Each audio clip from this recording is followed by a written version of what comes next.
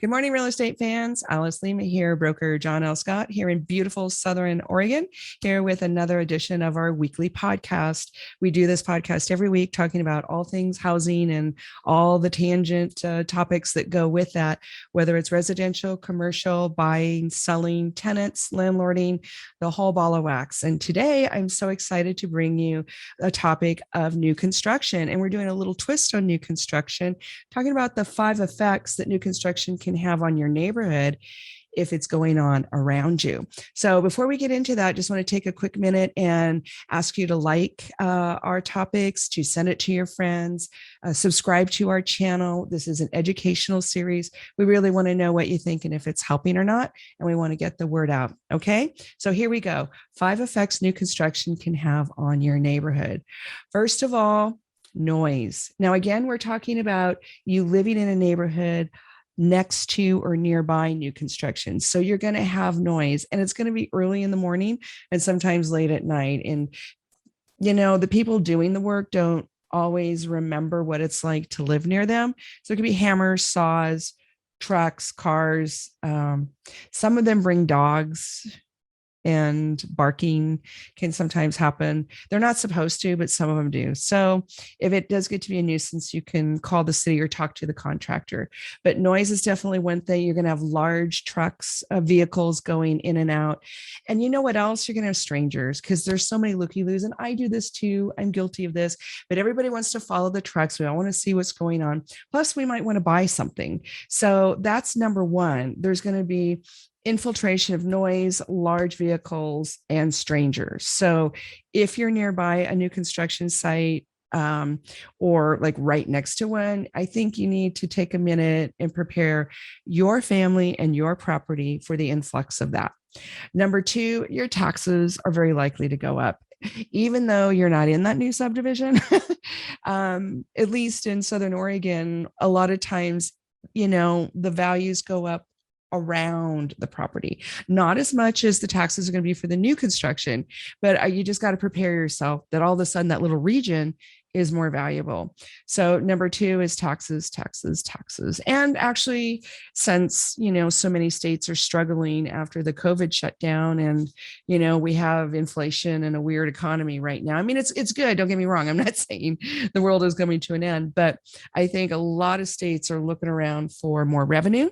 And so taxing adjoining neighborhoods a little bit more can certainly help them, but be prepared for that. And if you are worried, you can always call your local tax assessor and ask them the question, because they may have a mathematical formula for that.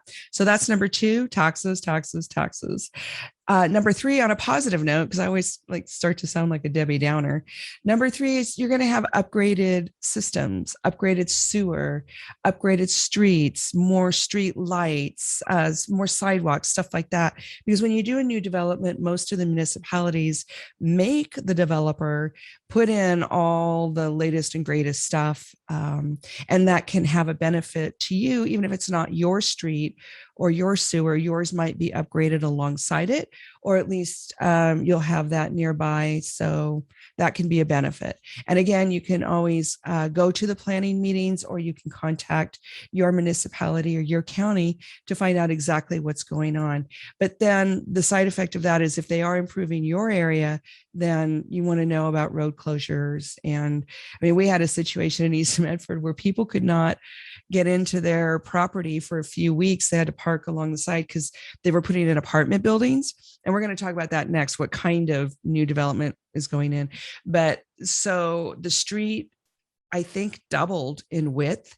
The sewer drains were bigger than me, and I'm 5'4". They were just like giant. And so it was months and months, and they had to park their rigs and walk. So, but they didn't have to do that for very long. The workers were really good about helping, create little ways of them getting in, but that's a thing. So again, information is mandatory, and then you can kind of prepare. So that's number three, is upgraded sewers and systems and street lights and sidewalks and all that. And that can be a real positive. Number four is density. So nowadays, it seems like most of the developers are doing smaller lots, even if they're doing luxury homes or upgraded housing.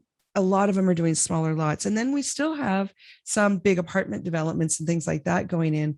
So understand that there's going to be more people once this is all said and done and they put the hammers down and they leave. You could have a lot more people in your area. And some of us, especially in Southern Oregon, we like our elbow room. So we do have a bunch of people that are moving ahead of time. As soon as they get wind that a subdivision is going in, even if it's homes, but even more so if it's apartments, they're selling. These developments take a year or two sometimes to get finished or get far enough along that the world realizes something's going on. So if you can be proactive and know what's going on in your area and you want to sell, you want to get away from that, you can do it early. And then number 5 is a lot of times your value goes down when you're near new construction. And it's not so much, I mean, a little bit is with the noise and just the commotion. But here in Southern Oregon, we're a little bit different than big cities. Like in big cities, it does take the value down during the time the construction is going on because people are fussy. They don't like all that noise and commotion. But in Southern Oregon, it's more of a softening in the prices on the existing property because now there's this other selection. And a lot of the builders will price it so that they're going to sell. And sometimes that's not in a good proportion to the existing houses around them. So the neighbors' property values could suffer a little bit. And maybe it doesn't go down, it just doesn't go up as much as it was. But having watched this for as many decades as I've been in Southern Oregon and been fascinated with real estate and working in real estate, it does seem that it bounces back after a while, but it can take several years. And again, it's all depending on the economic condition, the kind of subdivision, the kind of house you have, blah, blah, blah, blah, blah, blah, blah. But I just don't want you to walk around thinking automatically that because you have new homes near you, you're going to make money, because that's not usually the case, at least initially. Usually your neighborhood goes down a little bit. Okay. So those are the 5 things that can affect you and your neighborhood and your home if you have new construction going on next to you or around you. Just a quick note, if you're looking to buy new construction, please get representation. You don't want to be negotiating directly with the builder or the builder's agent. They're all lovely people. I work with a lot of them, but you want representation. You want somebody to be on the buyer side. So that's just our little extra tidbit. Okay. I'm Alice Lema, broker John L. Scott here in Southern Oregon. I want to be your agent. Hope you got something out of this. Working all weekend. So give me a call, give me a text. I'm a great buyer's agent. I'm a great listing agent.